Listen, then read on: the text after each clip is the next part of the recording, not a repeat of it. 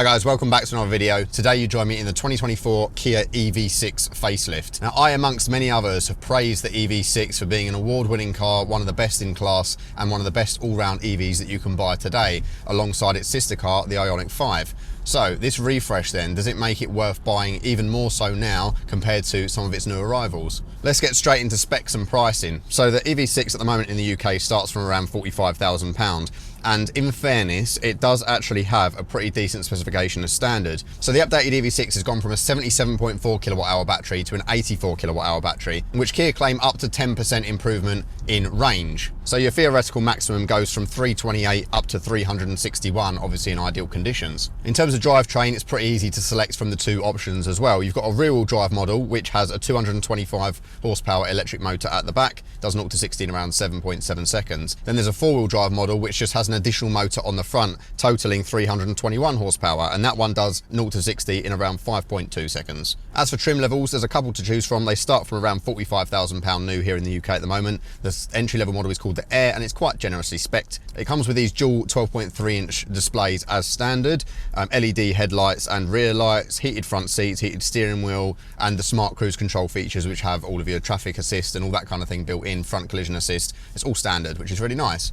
At around 48 grand, you've got the GT line model, which adds some sportier exterior styling, which I do quite like. Adaptive LED front lights, artificial leather interior, full relaxation seats are the ones that fully recline, and also blind spot monitoring with the cameras and electric seats in the front too. It's worth noting that in the Air specification, you can't get the four-wheel drive. There's quite a big jump to the GT Line S models. They start from around £54,000, and those ones you can get with or without heat pump. They come with sunroof as standard, which is not quite a pan roof, even though it looks it from the outside, so a bit of a disappointment, but I'm glad that it's included in the standard spec. That's what I love about Kia and Hyundai. They include things like the sunroof as part of it.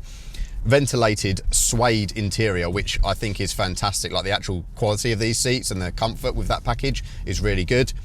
20-inch alloy wheels, which do impact the ride slightly but do look the part. A 14-speaker Meridian premium sound system, which I've been really enjoying. Vehicle to load as standard, again, that's something that's optional on a lot of cars, but it is included here. A head-up display, which is really useful because it includes things like your average speed in an average speed zone. And a fingerprint sensor here on the center console, which enables you to change drive profiles quickly if you've got multiple users using the car. Overall, you get a lot of safety tech, you get a lot of standard kit, and I think you'll be pretty happy with the tech in here regardless of which model you choose. I think personally the sweet spot in the range is probably the middle of the line GT line, and personally I would go for the cheaper rear-wheel drive model, and I'll get onto why in a little bit. So in terms of other changes they've made to the facelift, you've got what they now call the Star Map LED headlights, which has got this new kind of design and pattern light bar that runs across the front, and also you get sequential, the sweeping indicators, which is really cool. I think it does look like a nice refresh, to be honest. That new front bumper, I think, really just brings it up to scratch. I think the old lights were a little bit boring, and these ones just do look a lot nicer in terms of design. A few updates to the rear as well, nothing too substantial. Some new alloy wheels and paint options and things like that. It's just enough of a refresh, I think, especially at the front end, to kind of bring it up to scratch with some of the more modern rivals. On the inside, that's where I think most of the changes happened, really. So you've got this new steering wheel from the sort of Kia EV3, EV9 range to bring it up to speed with that, and it is so much nicer than the previous wheel. The previous two-prong one I really didn't like very much at all. This one, it looks more substantial. It looks a little bit Range Rover. This one's got the contrast leather on, the artificial leather, which is all vegan, which is nice. You've got physical controls. You've got the one-touch button to access your automatic steering on the motorway, which I absolutely love. You literally just press it once, press it again, it turns on and off, or you can hold it to turn off the lane keep assist. And you've also got a star button, which is a shortcut button you can program to your choosing, and also a drive mode button as well, which allows you to switch between your drive modes on the fly in a similar position to on the Genesis cars. You've also got some rubberized pads, one for your wireless charging module, which is really handy to stop the phone sliding around, and also one down the bottom for the storage area. And you've also got a new surround for these screens as well, which makes it look more integrated. It's kind of angled towards me, and it kind of looks like one sheet of glass, which is really nice. The only complaint I have about it really is that the steering wheel kind of gets in the way of some of it. Not a lot, like there's still enough of a gap in there that it's not a massive problem, but it's just something to note from my driving position. Wireless Apple CarPlay and Android Auto is now standard as well as part of the facelift. There is also a new material across the top of the dash, which I really like. I don't know what it is. It's like it feels like a like a rubbery material, maybe got some fabric in there as well. I'm really not sure what it's made of, but there's loads of sustainable materials in this car, so no doubt it's something recycled, and it looks really good, it feels nice, and it just lifts the cabin. I think it gives it more texture, and it also makes it look more premium in terms of the materials and the differences. And I really like, in this model that I've got here, the kind of the suede seats with the contrast pleather, if you like, and on the steering wheel as well. Like the contrast with the black and white, it looks absolutely fantastic. I would say like it's a huge improvement in here in terms of the previous generation. I think the steering wheel is the major contributor to that, but just overall materials, I just think it looks better. You've also got some more options with the ambient lighting now, and the ambient lighting extends a little bit further, and I think that really does play a part, especially at night time. It extends to the back of the car as well. It really is a good example of how focusing on small changes can add up to a massive difference rather than just changing one or two large items. In terms of exterior styling, you've got that kind of sweeping body line, you've got puddle lights under where the spoiler is, and it's kind of got that like ducktail spoiler, which looks really nice, and you've got LED lights all round. Like I say, the new ones do make a difference to the overall appearance of the car, and I think the wheel designs are better now they've been updated as well. Overall, I think it is quite a stylish car, and it's quite unique, and it's definitely a little bit more kind of angular and sharp and coupe-like than its sister car, the IONIQ 5, which is more of an inflated boxy hatch. So it's down to you really, I think, what you prefer, but I do really like the design of this, and it does get looks here and there. The only thing is the practicality is somewhat impacted by that roof line. Obviously, there's going to be slightly less headroom in the back and slightly less cargo area too, but I guess potentially that's the trade-off for having a car that's quite unique and good looking. It's quite low slung, and it's not very SUV-like sitting in here, to be honest. It doesn't feel massively high up, and you kind of get that impression when you're looking at the exterior of the car as well. But I do like the profile of it, I do like the lines, and it is unique. But let's get back to this interior. I really am enjoying the changes that they've made in here that I've mentioned already, and overall the user experience is always fantastic in Kia Hyundai cars, because the infotainment is absolutely first class. It works flawlessly all the time. Apple CarPlay, Android Auto, wireless, and the actual built-in maps is pretty decent too. You've got things like voice memos, so you can record something for later. You've got a quiet mode so that it shuts off the rear speakers if you've got kids asleep in the back.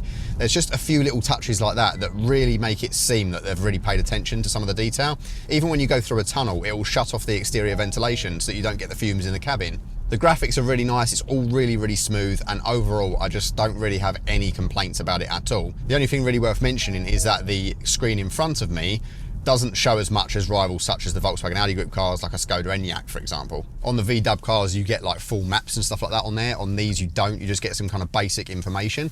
This one, though, happily has the blind spot monitoring cameras, which are fantastic. When you indicate, those do come on, which does make a real big difference when you're kind of doing overtakes on the motorway and stuff like that. And yeah, I just think it's a really nice touch. The graphics are nice on there though. I love all the modern fonts and it just looks really good overall, and it's so smooth to use, buttery smooth.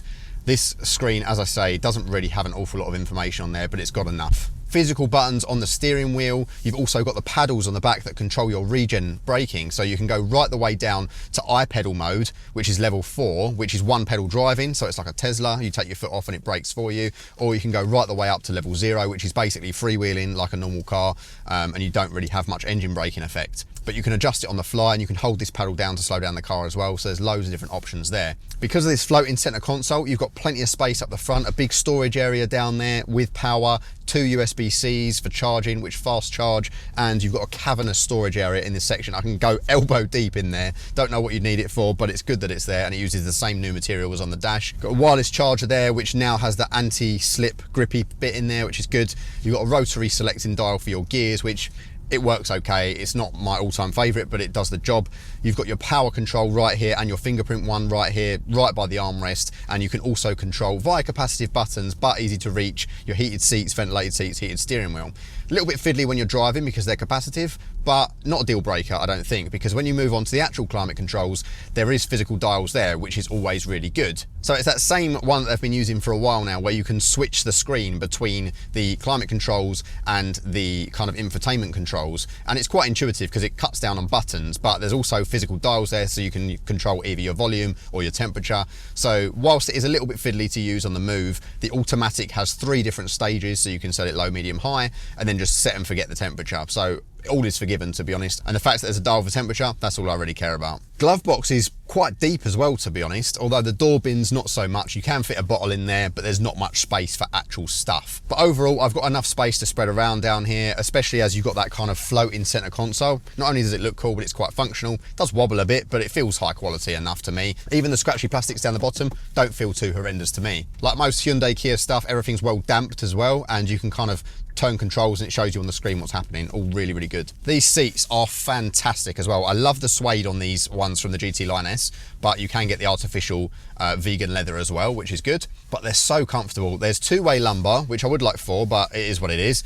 They're fully electric, but they have full recline. And when I say full recline, I mean they go nearly flat, which is really good. They also tilt, which is nice for thigh support. And these headrests are really easy to adjust forward and backwards as well. Not only that, they look cool. The seats just have a lovely material to them. They've got enough padding in them for a longer journey as well. They're not too firm like in some rival cars. And you've got USB-C ports on the sides of them for the rear passengers. When you step into the rear, it's a completely flat floor because of the fact that you've got the battery pack under there. You've got a plug socket back there as well, an actual 3-pin in this car. And of course, your charging built into the seats. Overall, there's enough headroom for me, and the leg room is okay, especially as you can recline the seats quite far. The load cover in the back has 2 positions, and the rear position allows you to recline the rear seats quite far, to be honest. There's not as much fire support back there, but my legs are really long, so that might just be a me problem.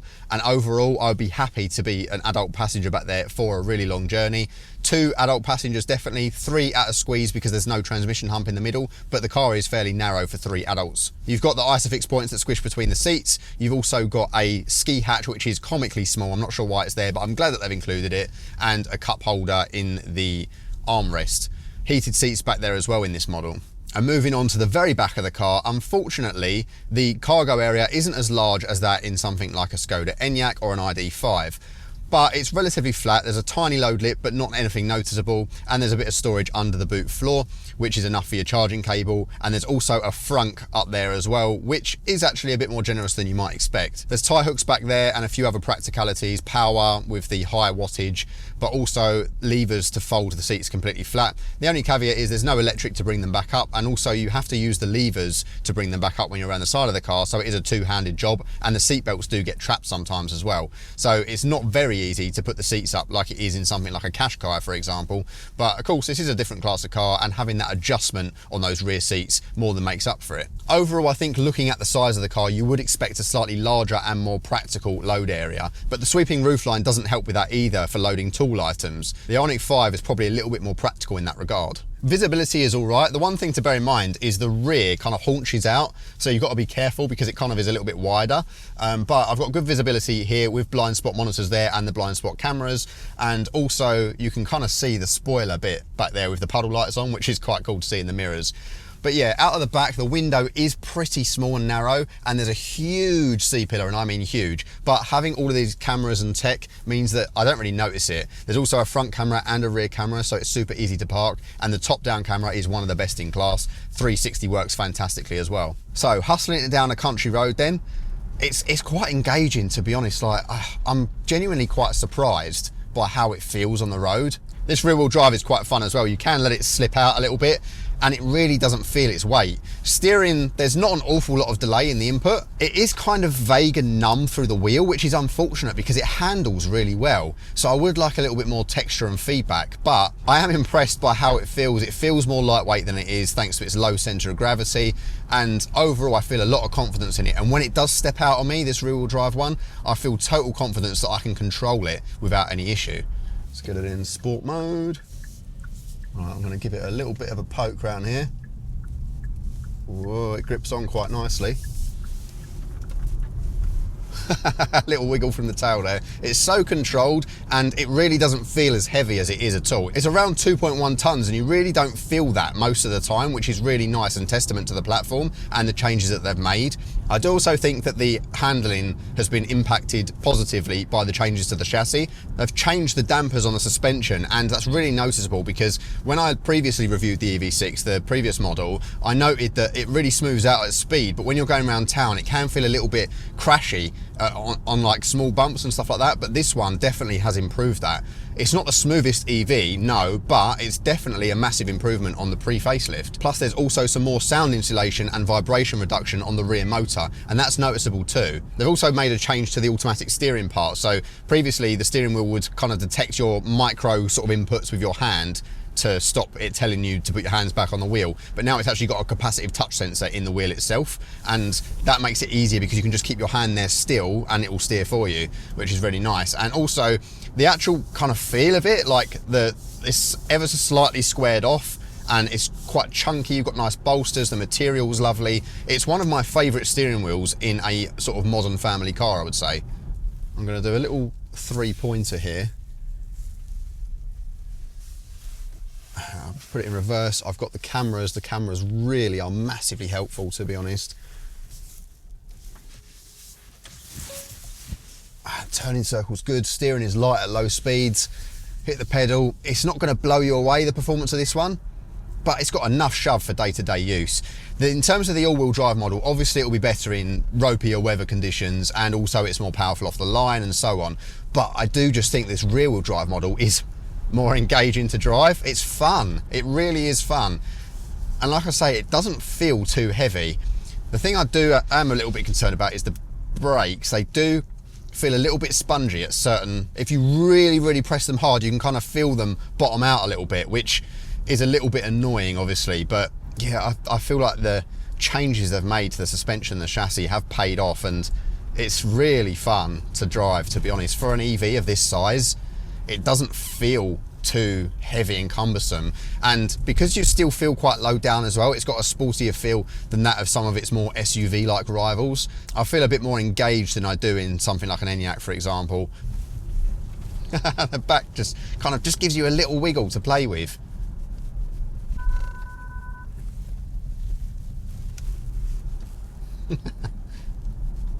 Most of the time you're just going to be pottering around in this thing anyway, but the fact that the range is a lot better, the fact that they've made such great improvements to the interior, and the tech is still fantastic, class leading in fact, and also the handling has been improved from where it already was.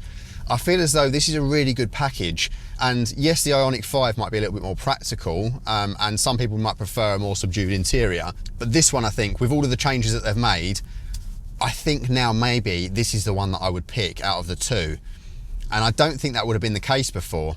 I think it gets the balance right between kind of sporty enough in terms of the firmness, but also it's more supple than it was in the previous generation. It's one of those cars where my complaints about it are so nitpicky that it's just, are they even really worth talking about that much? As an automotive journalist, I do have to be picky, but as a consumer, would I really care about these things? Not necessarily. It's a nice middle ground as well between SUV and hatch, because it's bigger than a crossover, but it's not as big as an SUV. It's lower down, but also high enough to step in and out of easily. It's a nice kind of all-rounder. Got nice shove in that mid-range as well. When you're kind of doing 30 and then you just stamp on it, it does pull you back. Overall then, I think Kia has done a fantastic job to refresh the EV6. And whilst that some rivals have overtaken it now in terms of range and practicality, I think this is still a great all-rounder because it's a really nice place to sit and enjoy the tech that's in here. But also, it's just engaging to drive, and obviously that's missing with a lot of EVs, and why people are scared to move over. This has up to 258 kilowatt charging as well, which is really fast as long as you can get it to work. And also Kia's fantastic 7-year, 100,000 mile warranty, which is definitely a key factor. So when I'm nitpicking about things like, oh, the sunroof isn't quite a pan roof, and, you know, I wish this had the maps on it on this screen here, and all the boot's a bit shallow.